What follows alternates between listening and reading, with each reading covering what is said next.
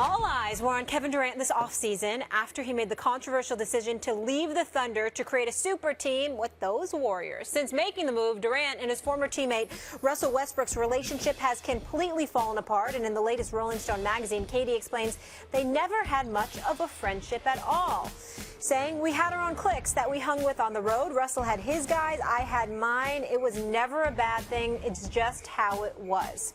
Stephen A., has this article changed your mind on your opinion of Durant, hearing that they weren't that close to begin with? Not at all, because it was never about him not staying in Oklahoma City. And I think that that's where everybody confuses my position with that of a Charles Barkley or Reggie Miller and others. Every time he speaks, it seems to be some kind of shot at Oklahoma City. We have to remember that when Russell Westbrook went down, Kevin Durant was in the semifinals against Memphis. They won one game and then lost 4 straight. It was without Russell Westbrook. Together, they went to an NBA Finals. Together, they were within one game of another NBA Finals last year. But he has every right to decide that he wants to leave, that he doesn't want to be there anymore. There were people in defense of Kevin Durant. There have been many people who have looked at Sam Presti, who has established himself as just a great executive in the game, by the way. They felt like, hey, while other teams were getting better, Oklahoma City was interested in getting younger. Gone were the James Hardens of the world, the Reggie Jacksons of the world, people like that. They seemed to be a team devoid of that quintessential third option, which is something that frustrated Durant apparently from time to time, which was something that was alluded to in this Rolling Stone article. But in the end, all of that makes the point for why he left Oklahoma City. And I think it's a slick effort to change the narrative. So let me bring everybody back home. No one should have a problem with Kevin Durant leaving Oklahoma City. Kevin Durant had the right to leave Oklahoma City. He gave them 9 great years. He never cheated them. He was a perennial all-star and superstar in this game. Leaving Oklahoma City is not the narrative anyone should focus on. I disagree with Barkley on that front. I disagree with Reggie Miller on that front. All of those guys. I have no issue with Kevin Durant leaving Oklahoma City. It's who you chose to go to. Choosing to go to an already established champion who should have been 2-time champions, with already a 2-time league MVP and a superstar, with already the greatest shooting backcourt in history. When you are that great, literally with the power in your hands to make that much of a difference in terms of balance of power, whereas you could have gone to at least 4 or 5 other teams and made them the instant favorites, you chose to go to the team that just beat you a month earlier. That's the issue. That is the thing that has somebody like me looking at Kevin Durant. Has nothing to do with him leaving Oklahoma City. And as it pertains to Russell Westbrook, his boy, all right, y'all might not have been that close, but that's not the impression you gave. And at the end of the day, he was your teammate for 8 years and an all-star just like you. Max, you and I just started working together. If I leave, my brother, you're going to be the first to know. It's just that simple, because I'm not going to do that. You can't take the L's anymore, huh? Thing to do. You can't take the L's anymore. It's only been a couple of months, and you're already ready to. Whatever. Look, I ain't leaving. I want to address first the dynamic Russell Westbrook, Kevin Durant, and I think it comes down to this: the beta can't be better than the alpha. You know, big brother can't, or little brother Westbrook can't really, in a psychological sense, be big brother. That's the problem. Beta, which is Kevin Durant's personality compared to Westbrook, it seems, at least on the court, is better. Durant's better than Westbrook, but he doesn't have that same personality. I think that's always going to be a problem on any team. It was even a problem when LeBron first joined the Heat, in my opinion. He had more of a beta personality at the time on that team than Dwayne Wade, but he was the better player, and it caused chemistry problems that they had to resolve the following season when they finally won the championship. That's one. 2, you mentioned when Westbrook went down, Durant won a game and then got bounced 4 straight. When Durant went down, they missed the playoffs. I mean, Westbrook balled out of control, and they missed the playoffs, period. Durant's this incredible force on the basketball court, and that's why you and others have a problem with him specifically joining the Warriors. I want to get to that point now. It's not just that he left. He could leave Westbrook. It's his decision. He was forced to play in OKC by the draft and everything. For the beginning of his career, he's finally a free agent, free to make his own decisions. Your problem is with the decision he actually made, not to leave, but to join that team, the Warriors. Let's not forget, the Thunder had to choke for the Warriors to win. They were about an evenly matched team. He would have gotten more credit, and he had to be aware of that, by staying on the Thunder. You know, the following season, and with Billy Donovan, they were actually making strides past, I think, where Brooks was, even though they got to one finals with Brooks. It looked like, hey, they have a real future. Maybe they could win a championship. And he left. He had to be aware that there was going to be criticism coming along with that. Why the Warriors? It comes down to this, and I want to address Charles Barkley and Reggie Miller and others. Why the Warriors? Because that's what it takes to beat LeBron James.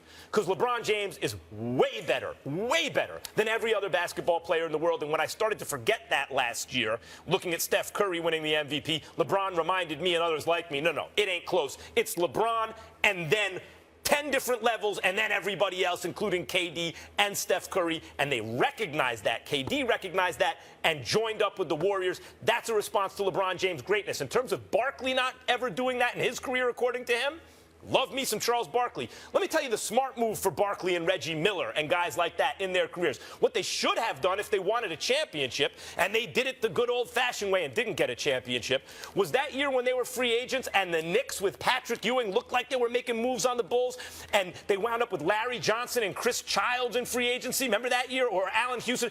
If that would have been Reggie Miller and Charles Barkley on the Knicks, maybe they get a championship. So, Max, I'm not knocking their decision. They chose to do it their way, but they are now ringless because you weren't going to overcome Michael Jordan any other way. What I'm telling you is LeBron is this era's Jordan. If you want to beat him, you better join up forces with a team like the Warriors, which is what KD did.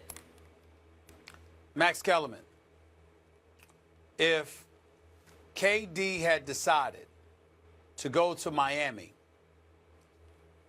with Hassan Whiteside, who was willing to shove aside an additional $4 to $5 million to ensure that they could get KD, and Dwayne Wade, as a result, would have stayed in Miami, Miami could not have beaten Cleveland? Nope. Would have been a good series, though. You know, you and I both know it's a tough out for Cleveland. That's all. Hold it. Hassan Whiteside, Dwayne Wade, Kevin Durant, Dragic, and that crew in Miami could not, Dragic, and that crew in Miami could not have beaten Cleveland? No, when push comes to shove, LeBron would beat him, and we all know it.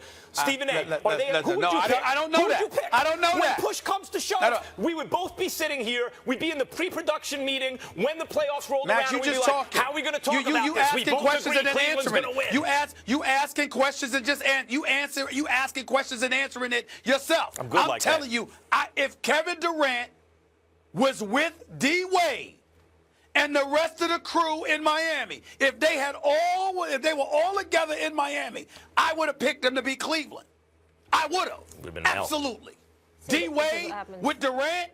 Yeah. Hold on. And by the way, because remember, we didn't know that Chris Bosh was going to have the health issue that he had. But I'm saying to you, we did. I'm thinking at the time, because remember, they were saying we were going to leave Chris Bosh out. Was healthy.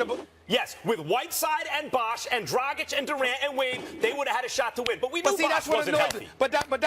No, we didn't. I'm telling you, we didn't. That's Guys, what I'm we saying. gotta go to break. At the moment. We got to go to break. How does he handle the big moment? You have to take everything into consideration. For what? Come on, dude. He sued everybody. Yeah. Everybody. Now we have to watch what's actually happening. USA. I'm good. A federal jury in Los Angeles Wednesday found that a woman's rape claim against NBA star Derrick Rose and two friends was not credible, handing the men a victory in a high-stakes civil trial. Rose said in a statement that he's thankful that the jury rejected the lawsuit that accused them of gang-raping Rose's ex-girlfriend when she was incapacitated from drugs or alcohol, and that it was important to prove he did not do what he was accused of. Stephen A., where does Derrick Rose go from here? Well, he's got to feel very relieved right now that this case is obviously behind him since he was not found liable. But I think that,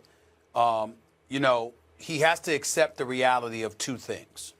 Number one, the image that he once had is gone. Fair or not, based on the accusation alone. If you recall, Max, remember how pristine this dude's image was?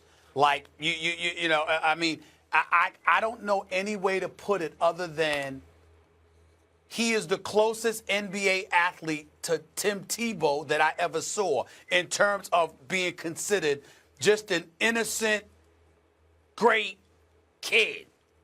Well, you don't look at him like that anymore. Now you sit up there and you say, okay, he wasn't liable and wasn't guilty of what he was being accused of, according to the courts. Fine. But you're going to remember that. And then that gets you to his game. And when you look at his game, the Derrick Rose that was the league MVP in 2011, the Derrick Rose that had you believing that somehow, some way, Miami, with LeBron James and those boys, weren't going to be able to go to 4 straight NBA finals. The Derrick Rose that really was in the discussion with Russell Westbrook as arguably the most athletic point guards in the history of the National Basketball Association. That's no longer the case. And so now we find ourselves looking at him as just a regular old player that's got some stuff to prove, that's got to remind us all of what this dude is capable of. Last year, he played 66 games after playing 51 the year before. And you remember, he missed the entire 2012-2013 season and then came back 2013-2014 and only played 10 games. So over the course of 164 games, he played in a grand total of 10 games over a 2-year period before playing 51 in 2014-2015 and playing 66 last year, where he averaged 16 with 4.7 assists per game.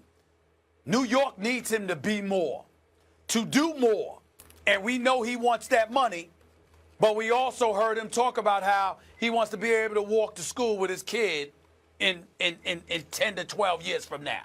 So we're waiting to see this dude elevate his game, and he would need to do just that to also elevate his image. Because if he doesn't, he's just going to be an average player, and then everybody's going to remember what he was accused of. Right. And that's not something he wants, particularly in the New York market. First, let's start in the beginning with the charges and what just happened. He maintained his innocence the entire time. Many people who looked at it felt like he had a good case, or rather the case against him was probably not going to win. And in fact, that's what happened. He was found not liable of this, which is a very serious thing. So I don't want to just brush that off as though we're not dealing with that as though it's a serious thing before we get to basketball, because it is. And to your point, he was the guy everyone used to love to love. You know, there are the love-to-hate guys, and there are a couple athletes here and there who everyone seems to love to love. That was Derrick Rose, and that's gone forever, along with the player he used to be, due to catastrophic injury in the case of his actual game. But I want to get to what maybe he can be now going forward. I think that you look at him in the second half of last season, he was better than in the first half, it seemed to me. Significantly better. He was getting better as the season went on. And now this year, not only with a new start in New York and now found not liable of this serious situation, now with a new start with Joakim Noah, who was obviously brought in for him, with 2 other excellent offensive options. Let's not forget, when he was 22 years old and won the MVP, that should have gone to LeBron James. But nevertheless, Derrick Rose performed at a very, very high level for a 22-year-old to even be in consideration, let alone win that award. The following season, before he got hurt, he was better. He was progressing in his career. He was now more of a pure point guard than he had been even when he won the MVP. It was amazing to watch, age 22, 23. Then he has this catastrophic injury, and he's never fully the same. Part of the reason he's not the same is physical. A part is psychological. How hard do you push it? Well, now 1 more season removed from the catastrophic injury, I'd expect his psychological state with respect to his injury to be better. The fact is he's in a contract year, and he's with a team where Carmelo Anthony and Kristaps Porzingis can do a lot of things offensively, and Courtney Lee can spot up and shoot and do all those kind of things, and Joakim Noah's there. He's familiar with them to do the dirty work and all that stuff. I think there is real reason, health permitting, to be optimistic about Derrick Rose, what he can be for the Knicks. What does that mean? That means, let's say, 75% of the player he was at his best. 75% of a prime Derrick Rose is a hell of a player. And I think that he can be that if he stays healthy. I think there's reason for optimism with Derrick Rose. I disagree with you that 75% of Derrick Rose is still a prime player. I don't believe that. And here's why I don't believe that. Because Derrick Rose's game was predicated on athleticism, his ability to get to the basket, etc. Now, there's no doubt that he's an upgrade from Jose Calderon. I mean, who the hell is it? You might be. But the bottom line is, and Jose Calderon's a very nice guy, just not a very good player as far as I'm concerned any longer. Right, anymore. He once was, but not anymore. But 75% of Derrick Rose, 75% of Steph Curry or somebody like that, yes, because they could shoot. But because of athleticism, 75% is not good enough. You need more from Derrick Rose than 75% if the New York Knicks and him are going to make the kind of noise we hope they're going to make. One last thing I want to add before we go to break. I thought it was kind of embarrassing and tasteless for the jurors to be taking pictures after with the seriousness of the allegations, treating it like a photo op, and then the judge saying, play well, but not against the Lakers. Like, be professional. It's such a groupie comment with such a serious matter. It's not just about the professionalism. It brings into question their objectivity in judging the case. Of course. Even better point. When we come back, more First Take. Stay here.